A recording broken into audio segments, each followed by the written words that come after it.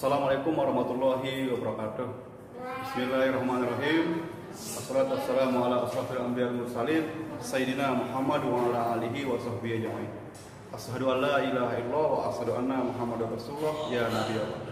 Marilah kita mengucapkan syukur kepada Allah Subhanahu wa taala yang telah memberikan kita berbagai macam nikmatnya dalam kehidupan kita ini, di antaranya nikmat iman, nikmat Islam, nikmat kesehatan dan kesempatan. Selanjutnya, marilah kita mengucapkan salawat dan salam kepada Nabi Muhammad Sallallahu Alaihi Wasallam. Allahumma sholli ala Sayyidina Muhammad wa ala ali Sayyidina. Semoga nanti di yaumil akhir kita mendapat syafaat dari beliau. Amin amin ya rabbal alamin. Ya, saya Wahyu Afrizal dalam video ini akan menyampaikan materi tentang penilaian kompetensi pengetahuan.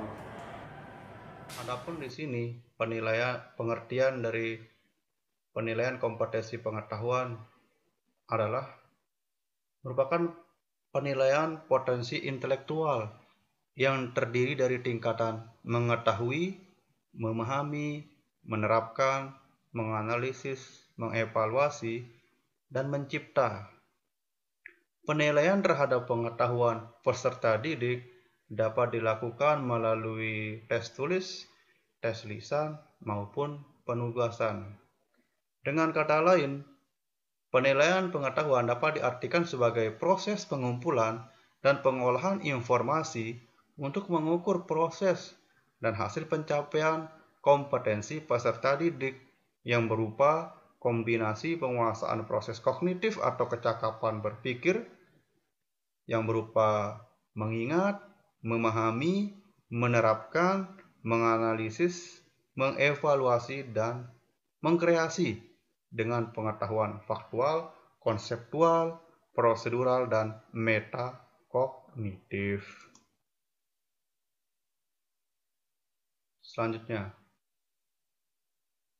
sebelum kita melakukan evaluasi, perlu kita melakukan perumusan indikator pencapaian kompetensi, di mana indikator pencapaian kompetensi ini dikembangkan melalui kompetensi dasar, ya, dengan mengacu kepada kata kerja operasional yang ada dalam kompetensi dasar tersebut, sehingga dengan itu nanti kita dapat menentukan item tes atau pertanyaan atau soal yang akan kita gunakan untuk melakukan evaluasi terhadap hasil belajar peserta didik. Nah ini ya, kata kerja operasional. Ya, kita mulai dari C1 ada pengetahuan, kemudian ada C2 pemahaman, C3 aplikasi, C4 menganalisis, kemudian C5 mengevaluasi, dan C6 mengkreasi. Nah, selanjutnya adapun teknik penilaian dan bentuk instrumen dalam penilaian pengetahuan. Ya. Yang pertama di sini tes tulis dapat berupa pilihan ganda, isian, jawaban singkat, soal benar salah, bisa juga berupa soal menjodohkan, dan juga dapat berupa soal uraian. Ya, itu ya. Kemudian ada juga teknik penilaian tes lisan. Nah, bentuk instrumennya berupa daftar pertanyaan. Kemudian untuk teknik penilaian juga ada penugasan, di mana bentuk instrumennya di sini dapat berupa pekerjaan rumah dan atau tugas yang dikerjakan secara individu atau kelompok sesuai dengan karakteristik tugas yang diberikan oleh guru. Nah, selanjutnya untuk dapat melakukan penilaian, kita perlu melakukan perencanaan penilaian. Nah, adapun langkah pertama kita harus menetapkan tujuan penilaian. Nah, dalam hal ini apakah kita akan melakukan penilaian harian, penilaian tengah semester, atau penilaian akhir semester. Ya. Kemudian yang kedua, menentukan bentuk penilaian. Nah, apakah kita akan menggunakan tes lisan, tes tertulis, atau penugasan? Selanjutnya, memilih teknik penilaiannya. Ya. Apakah kita akan menggunakan tes atau non-tes. Ya. Misalnya kalau kita menggunakan tes, perlunya kita akan menyiapkan soal ya untuk melaksanakan penilaian. Kemudian setelah itu kita akan menyusun kisi-kisi soal. Nah, jadi misalnya nanti kita akan membuat soal pilihan ganda ya. Jadi sebelum soal itu dibuat, sebaiknya terlebih dahulu kita menyusun kisi-kisi soal ya, agar soal yang kita buat itu lebih baik dan sesuai dengan kompetensi dasar yang diharapkan dari mata pelajaran tersebut. Kemudian setelah itu baru kita menulis soal berdasarkan kisi-kisi dan kaidah penulisan soal yang benar.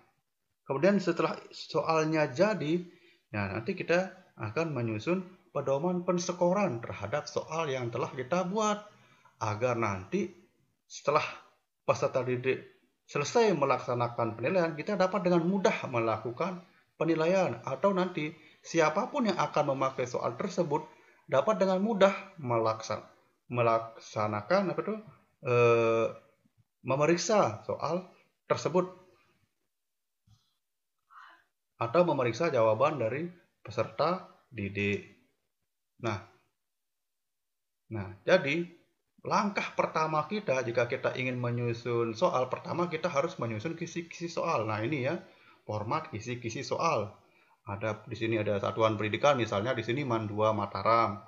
Mata pelajarannya Pendidikan Pancasila dan Kewarganegaraan. Kemudian kita tentukan juga alokasi waktu untuk pengerjaan soal tersebut. Nah, di sini sesuai dengan jumlah soal ya, atau juga sesuai dengan tingkat kesulitan dari soal yang kita buat. Nah, kemudian juga penulisnya siapa gitu ya. Selanjutnya, nah ini ada item-itemnya. Pertama nomor urut, terus kompetensi dasar, materi. Nah, misalnya di sini materinya kan menganalisis pelanggaran hak asasi manusia dalam perspektif Pancasila dalam kehidupan berbangsa dan bernegara. Ini materinya kan ini dapat kita ambil dari KD di sini, yaitu hak asasi manusia. Nah, kelasnya ini pada kelas 11 semester 1. Nah, adapun indikator soalnya ini mengarah kepada kompetensi dasar. Misalnya di sini disajikan instrumen hukum hak asasi manusia, peserta didik dapat mengidentifikasi sifat-sifat hak asasi manusia. Kemudian kita tentukan level kognitifnya. Nah, ini mengacu kepada kata kerja operasional ya, pada yang ada di taksonomi belum tersebut. Nah, di sini setelah kita analisis ternyata mengidentifikasi itu termasuk level kognitif C2. Kemudian bentuk tesnya di sini pilihan ganda. Nah, kemudian di sini nomor soalnya nomor 1. Dan bisa juga nanti satu indikator ini dibuat menjadi beberapa soal ya, tergantung dari keluasan materi ya, atau kedalaman dari materi tersebut. Demikian seterusnya ya, sampai 10 soal. Nah, itu cara menyusun kisi-kisi soal. Nah, kemudian setelah kisi-kisinya dibuat, baru kita menulis soal. Nah, di sini ya judulnya kan soal penilaian harian. Nah, ini jadi tujuan kita membuat soal ini untuk mengukur kompetensi dari KD 3.4, yaitu 3.1 tentang soal penilaian harian ya. Nah, di sini kita perhatikan ya. Nah, ini soalnya di sini pertama ada petunjuknya ya. Nah, misalnya pilih tanda silang pada huruf A, B, C, D atau E pada jawaban yang dianggap paling tepat. Nah, jadi di soal tersebut ya ada petunjuk yang jelas terhadap pengerjaan soal. Karena ini soal pilihan ganda, jadi petunjuknya seperti ini. Nah, ini contohnya ya. Nah, bahasa yang digunakan di sini ya menggunakan bahasa yang baku, jadi tidak menggunakan bahasa yang tidak baku. Dan juga yang perlu diperhatikan juga di sini ya, dalam penyusunan soal kita selain memperhatikan kaidah bahasa, juga memperhatikan konstruksi atau susunan dari soal yang kita buat. Kemudian di sini ya, di akhirnya itu kita pakai 4 titik saja kalau ya, jawabannya di akhir.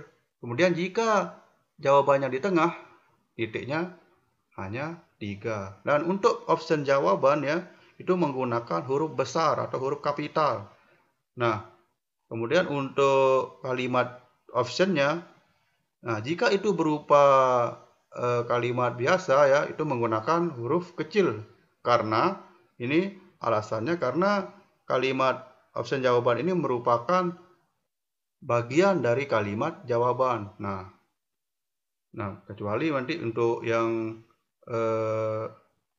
kata-kata yang harus menggunakan huruf besar, misalnya nama tempat, ya nama orang dan sebagainya. Nah, ini ya soalnya. Nah, ini jika menggunakan kata-kata bahasa asing, jadi kalimatnya itu dicetak miring seperti ini ya. Nah, ini untuk penyusunan soal. Nah, selanjutnya, setelah kita menyusun soal, kita akan menuangkan soal-soal tersebut ke dalam kartu soal.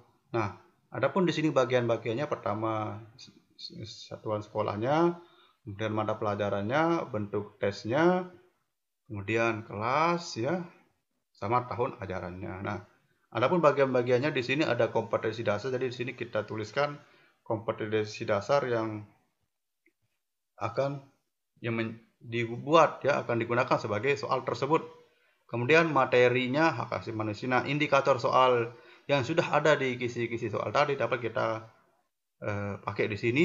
Kemudian menulis rumusan butir soalnya di sini ya, sama pilihannya. Nah, ini ya kerangka dari kartu soal. Nah, nanti yang keterangannya yang di bawah ini diisi setelah soal diujikan sebagai analisis terhadap butir soal yang telah kita buat. Ya, baik itu analisis tingkat kesukaran, daya pembeda, maupun analisis pengecoh jawaban yang ada. Nah, ini ya tentang kartu soal.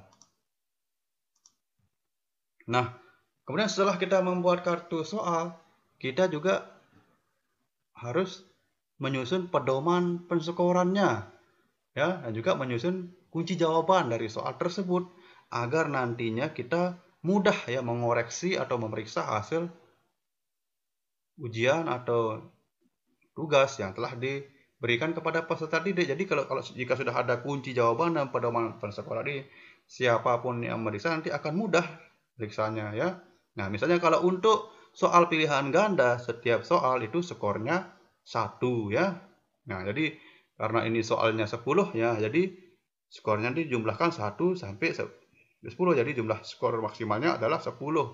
Nah, untuk menentukan nilainya dapat dilakukan dengan melihat skor perolehan dan skor dibagi skor maksimal, kemudian dikali 100. Contohnya misalnya nilai peserta didiknya tuh 10. Ya, skornya benar semua ini ya. Kemudian dibagi dengan skor maksimal 10. Nah, kemudian dikali 100. Jadi hasilnya adalah 100. Nah, misalnya nanti skornya itu 9. Nah, jadi di sini 9 dibagi 10 dikali 100 jadinya 90. Ya. Ya, demikian ya pembahasan materi tentang penilaian pengetahuan. Semoga bermanfaat. Kurang lebihnya saya mohon maaf. Wabillahi taufiq wal hidayah. Wassalamualaikum warahmatullahi wabarakatuh.